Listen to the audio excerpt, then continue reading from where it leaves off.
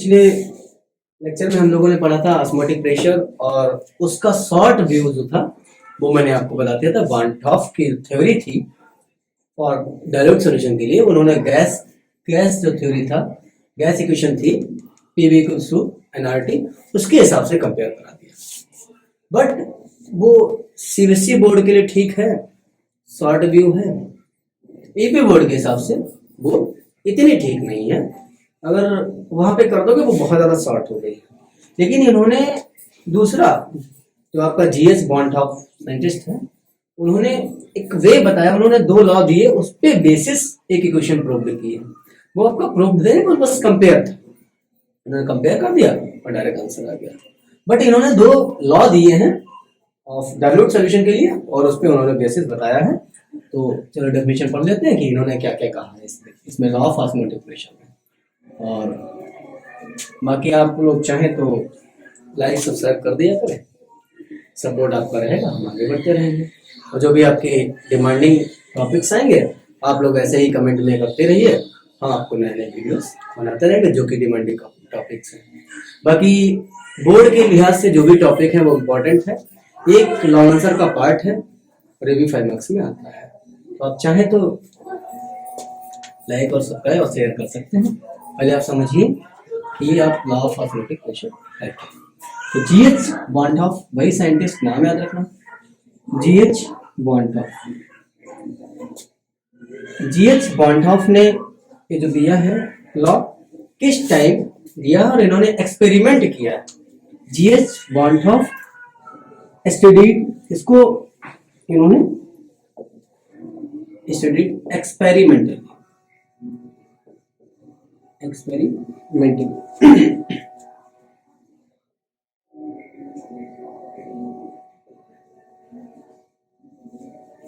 Experimentally क्या prove किया? Values of experimental values of osmotic pressure, experimental value of osmotic pressure of several, वो पर्टिकुलरिटी की बात इन्होंने कही है। सेवरल डाइल्यूट सॉल्यूशन,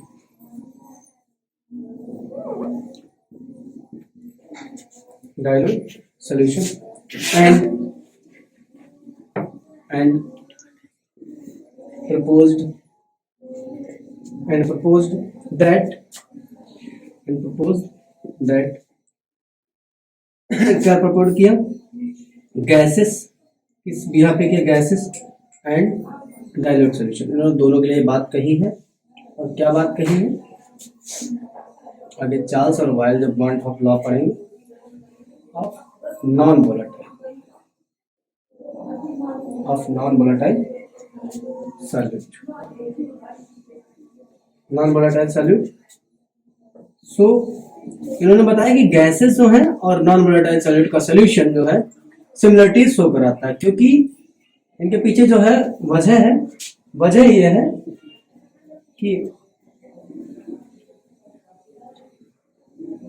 है कि इनकी जो है प्रॉपर्टीज, क्योंकि गैसेस जो होती है वो भी रिएक्शन नहीं करती हैं। और उन्होंने बताया कि नॉन वोलेटाइल सॉल्यूशन जो होता है, सॉल्यूट जो होता है, वो भी रिएक्शन नहीं करता। तो उन्होंने अगर रिएक्शन डिसोसिएट और एसोसिएट हो जाएंगे तो ये रिएक्शन जो है, ये इक्वेशन जो है वर्क आपकी नहीं करेगी। यही इनकी लिमिटेशंस भी पढ़ेंगे। तो उन्होंने ये बताया जीएच बॉन्टॉफ स्टडीड एक्सपेरिमेंट, इन्होंने दो लॉ दिए हैं जो कि बेसिस है। ही प्रपोज्ड, आप लोग चाहे तो अपने नोटबुक में यहाँ से भी नोट कर सकते हैं। He proposed following laws for osmotic concentration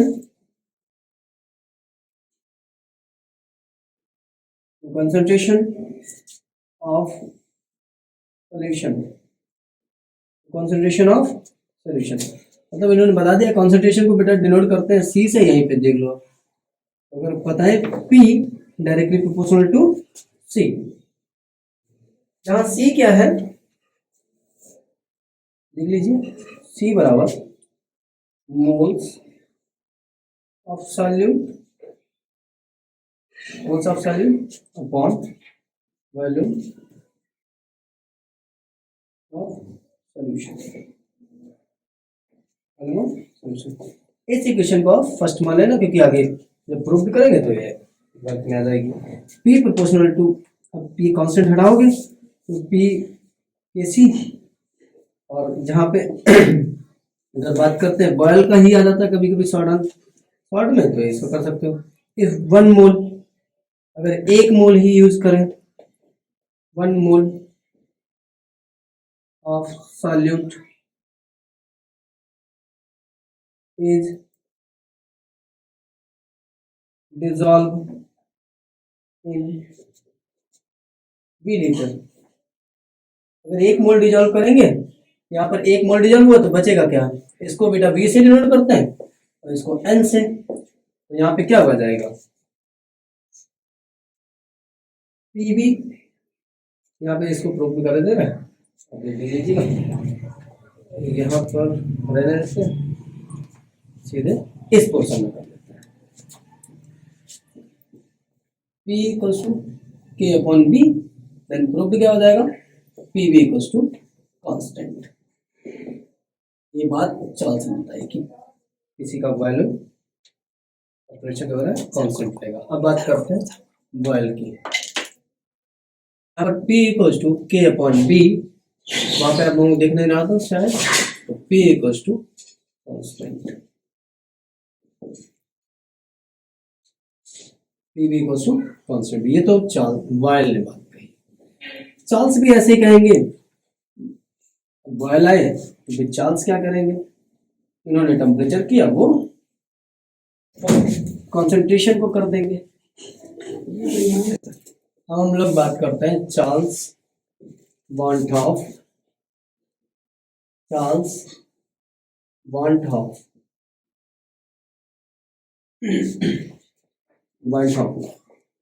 Charles ने भी वही सेम बात की, सेम गाना गाया। उनके गाने में उनके में टेम्परेचर कांस्टेंट था, इनके में प्रेशर रहेगा। अकॉर्डिंग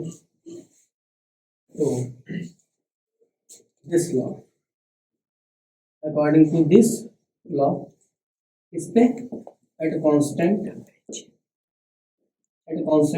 कॉन्सेंट्रेशन, मैंने याद रखने के लिए आप लोगों को बताया है कि यहाँ पर चार्ल्स का C ले लो,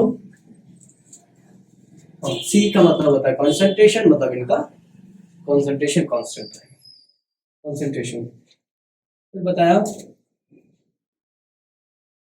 ऑस्मोटिक प्रेशर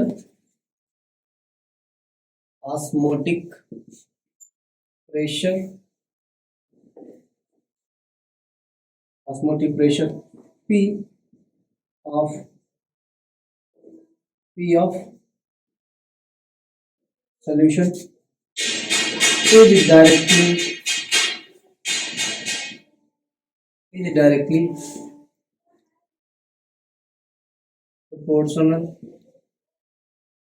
directly proportional किसके बराबर हुआ था, तो जो बचा है इसमें क्या बचा है, टेम्परेचर बचा है, सॉल्यूट टेम्परेचर।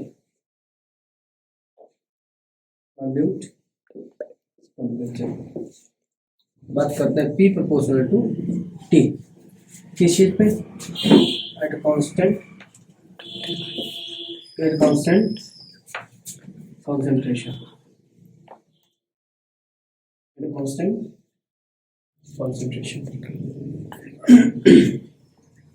भाई प्रोपोर्शन प्रोपोर्शन साइज को हटा रिमूव करने के लिए, वेयर जहाँ K क्या है, K कांस्टेंट।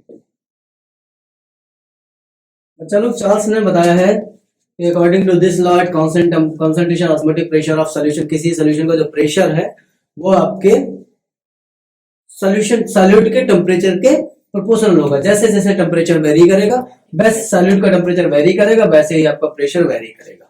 अगर आपका टेम्परेचर सॉल्यूट का टेम्परेचर डाउन होगा, देन आपका प्रेशर प्रूव करेंगे किसके लिए, सॉल्यूशन के लिए। और सोल्यूशन आपको पता है वो डाइल्यूट सोल्यूशन रहेगा।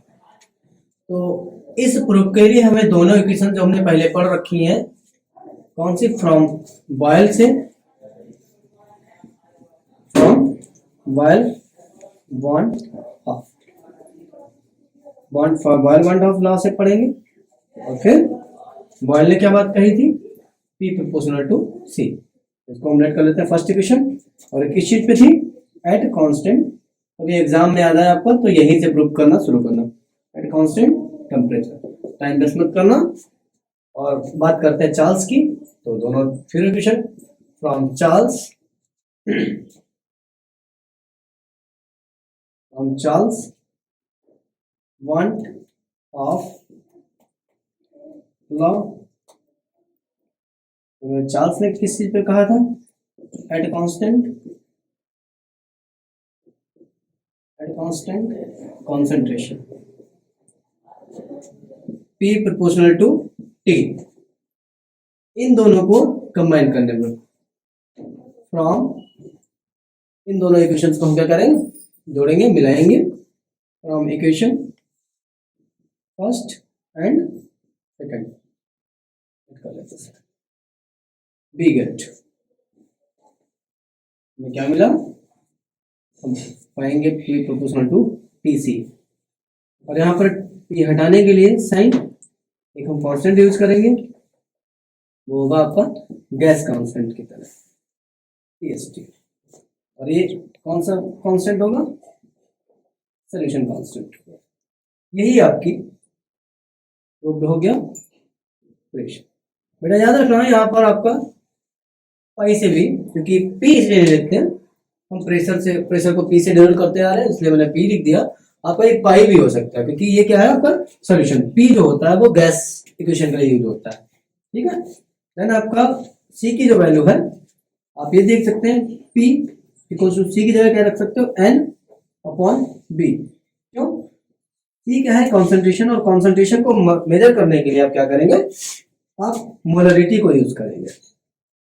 C बराबर क्या होता है, मैं पहले भी लिख चुका हूं, moles of solute, moles of solute upon volume of solution in litre में। ये आपका सही होगा, मोल्स को आप N से डिनोट करते हैं और इसको V से, इसीलिए आपका ये आ गया। मोल्स बराबर क्या होते हैं, इसको आप देख लीजिए, ये मोल्स बराबर क्या होता है, बराबर mass of solute, mass of solute upon molecular mass, molecular mass. इस मॉलिक्यूलर मास के लिए जल्द ही वीडियो बनाएंगे कि ये मॉलिक्यूलर मास और न्यूमेरिकल के लिए कैसे यूज होता है और मॉलिक्यूलर मास कैसे निकालते हैं, यहाँ आपको नेक्स्ट वीडियो में बताएंगे किसी में। तो आपका हो गया।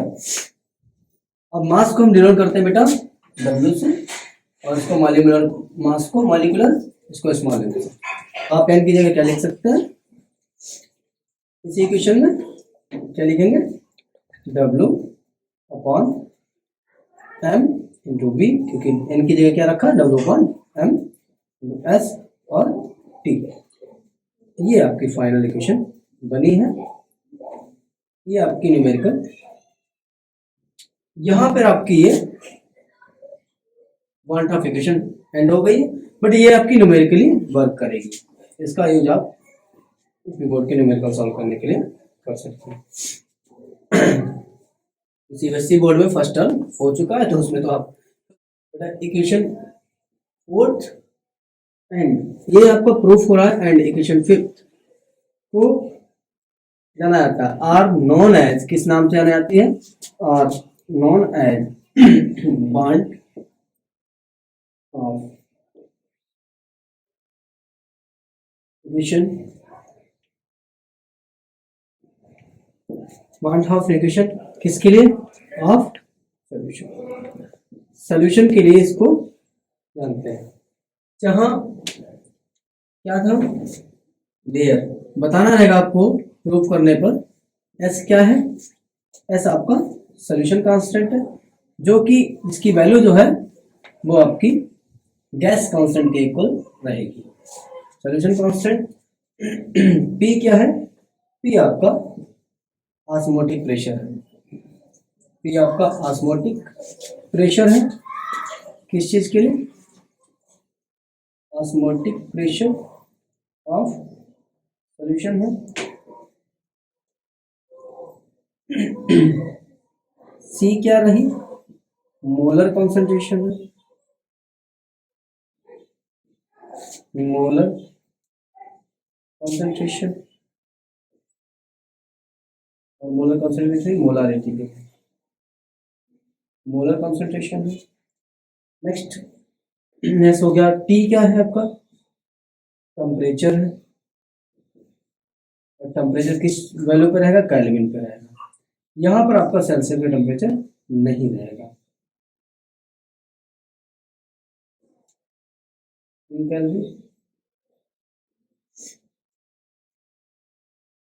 इनकी बेटा कुछ लिमिटेशंस हैं, और पहले तो आपको एस की वैल्यू बता दें कि एस की वैल्यू क्या होगी। तो मैं बता चुका हूँ आपको एस की वैल्यू जो होगी वो तुम्हारी गैस कांस्टेंट के एस की वैल्यू बेटा जो है वो 0.0821 लीटर एटीएम, क्योंकि गैस कांस्टेंट है तो एटीएम जरूरी है। केल्विन इनवर्स मोल इनवर्स, ठीक है। इसकी और भी वैल्यूज हैं, वो आप 8.314 इंटू 10⁻⁷ अर्ब केल्विन पर मोल, या फिर और वैल्यू है 0.831 जूल पर केल्विन, इसकी वैल्यू है बेटा। इनकी लिमिटेशंस जो है वो आपको जल्दी से करा दे रहे हैं। इनके पास कुछ खास लिमिटेशंस नहीं, बस इनकी रॉल्ट और हेनरी की तरह कंडीशंस नहीं है। और इस चैप्टर से जो आपके मेन जो इम्पोर्टेंट क्वेश्चन थे आपके इन तीनों वीडियो में हो चुके हैं, जो कि अब पहला आपका हेनरी लॉ था यूपी बोर्ड के लिए, वो वीडियो आपका हो चुका है। और नेक्स्ट आपकी डिमांड थी रॉल्ट लॉ की, वो हो चुका है। और बाकी आपकी ये ऑस्मोटिक प्रेशर, इसकी डिमांड थी। Limitations of want Hoff equation, इन्होंने कुछ खास नहीं, बस बताया कि जो भी रिएक्शन कर देंगे वो उनके लिए एप्लीकेबल नहीं होगा। It is not applicable of solution of volatile. Non volatile से शुरुआती की थी, इनकी पहली लिमिटेशंस आती है, it is not applicable to the solution of volatile